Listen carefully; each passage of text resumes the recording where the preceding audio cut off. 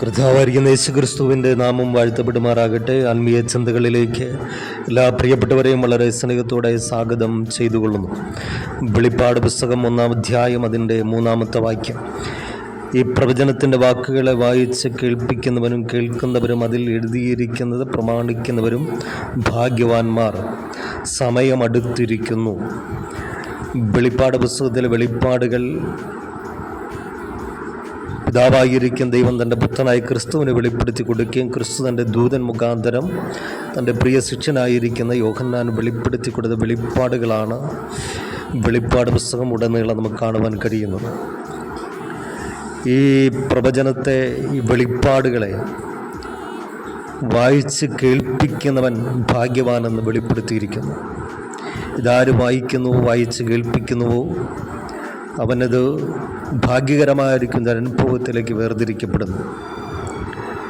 അടുത്ത് പറഞ്ഞിരിക്കുന്നത്, ഇത് കേൾക്കുന്നവരും, ഈ തിരുവെഴുത്തുകളെ കേൾക്കുന്ന വ്യക്തി ഭാഗ്യവാനെന്ന് വ്യക്തമായിട്ട് വെളിപ്പെടുത്തിയിരിക്കുന്നു. ദൈവത്തിൻ്റെ വചനം ശക്തിയുള്ളതാണ്, മായമില്ലാത്ത പാല്, അത് പാറയെ തകർക്കുന്ന ചിറ്റി എന്ന് വെളിപ്പെടുത്തിയിരിക്കുന്നു.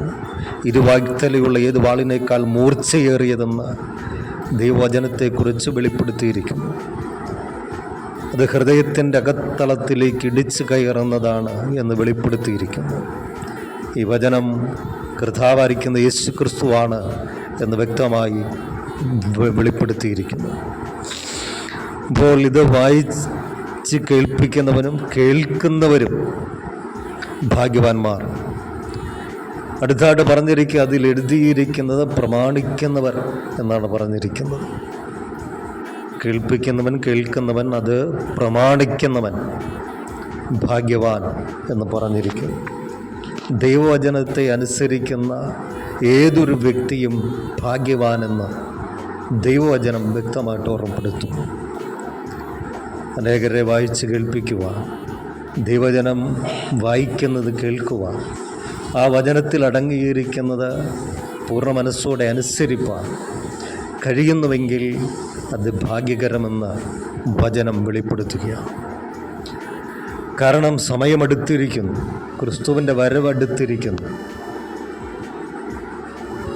പ്രിയമുള്ളവരെ, ഇന്ന് പ്രഭാത സമയത്ത് ഈ വചനം വായിക്കുവാൻ, വായിച്ച് കേൾപ്പിക്കുവാൻ, വായിക്കുന്നത് കേൾക്കുവാൻ, ഈ വചനം പ്രമാണിക്കുവാൻ നമ്മളെ തന്നെ പൂർണ്ണമായി ഏൽപ്പിച്ചു കൊടുക്കാം. കർത്താവിൻ്റെ കരത്തിലേക്ക് വിട്ടുകൊടുക്കാം. യേശു കർത്താവിൻ്റെ നാമത്തിൽ തന്നെ. ആമേൻ.